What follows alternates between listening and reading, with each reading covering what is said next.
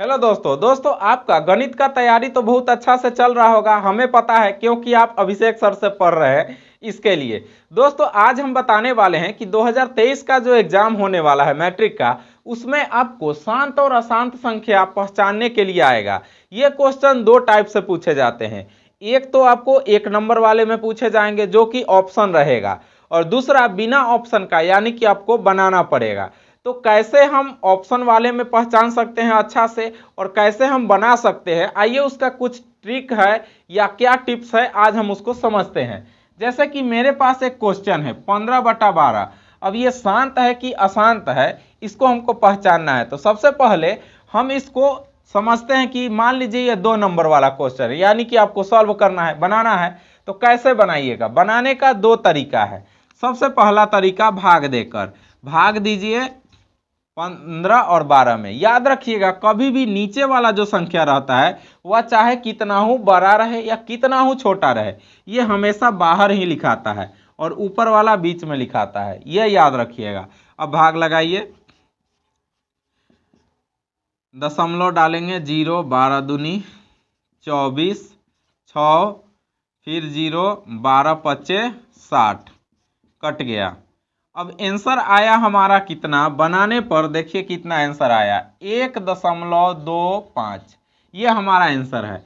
हम पहचान कैसे सकते हैं कि शांत है या अशांत है? देखिए दोस्तों, जब कट जाए पूरा पूरा, मतलब कि बना रहे हैं और यहां पर रिपीट नहीं हो रहा है और कट जा रहा है, यानी कि शांत संख्या है।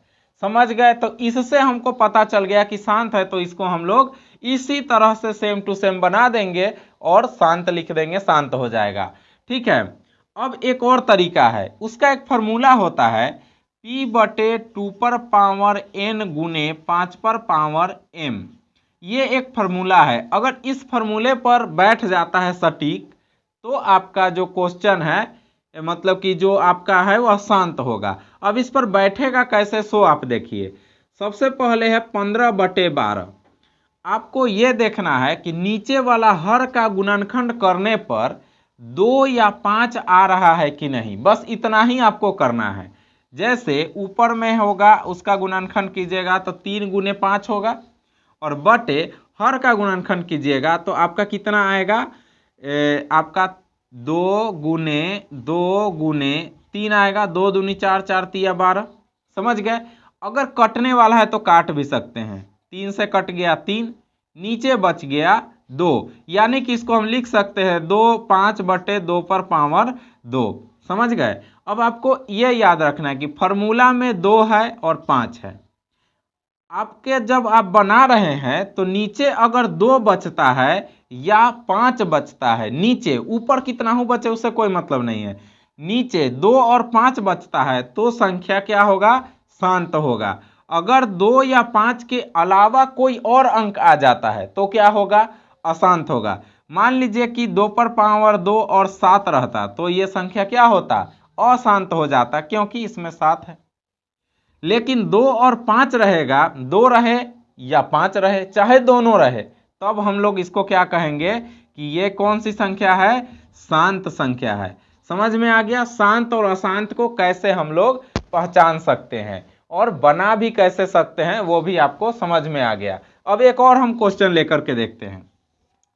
जैसे मानिए कि आ गया 205/120। अब इसको बताइए शांत है कि अशांत है। आपको सिंपल से देखना है कि 2 से या 5 से कट रहा है नीचे वाला। अगर एक नंबर वाला क्वेश्चन है और 4 ठो ऑप्शन दिया है, एक ऑप्शन में रहेगा बताइए शांत है, दूसरा ऑप्शन में रहेगा बताइए अशांत है, तीसरा में बताइए कि दोनों है, और चौथा में बोलेगा कि कोई नहीं। अब बताइए कि इसमें क्या है, सब आप कंफ्यूज हो जाइएगा। तो इसमें आपको बिना बनाए हुए कैसे आप पता लगा सकते हैं? देखिए 2 से कटेगा या 5 से कटेगा, तो ये 2 से भी कट जाएगा, 5 से भी कट जाएगा, कोनो एगो से कटना है, और यहाँ तो दोनों से कट जा रहा है, नीचे वाला से, ऊपर वाला से कोई मतलब नहीं। तो ये क्या हो जाएगा? शांत संख्या हो जाएगा, कट रहा है। एक और क्वेश्चन देखिए, मान लेते हैं कि क्वेश्चन है 125/117। अब बताइए शांत है कि अशांत है?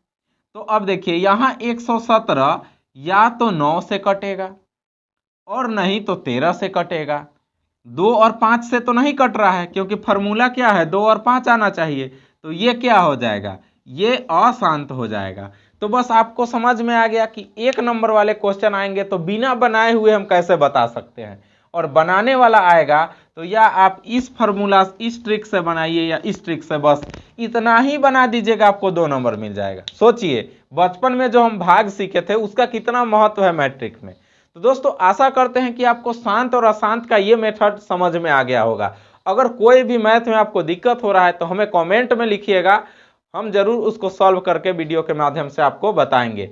और कोई भी दिक्कत हो रहा है तो आपके अभिषेक सर आपके साथ खड़े हैं, थोड़ा सा भी घबराने का जरूरत नहीं है, बहुत अच्छा से आपका एग्जाम जाएगा। दोस्तों मिलते हैं फिर से आपका एक नया समाधान, नया ट्रिक लेकर के, तब तक के लिए अपने अभिषेक सर को दीजिए इजाजत।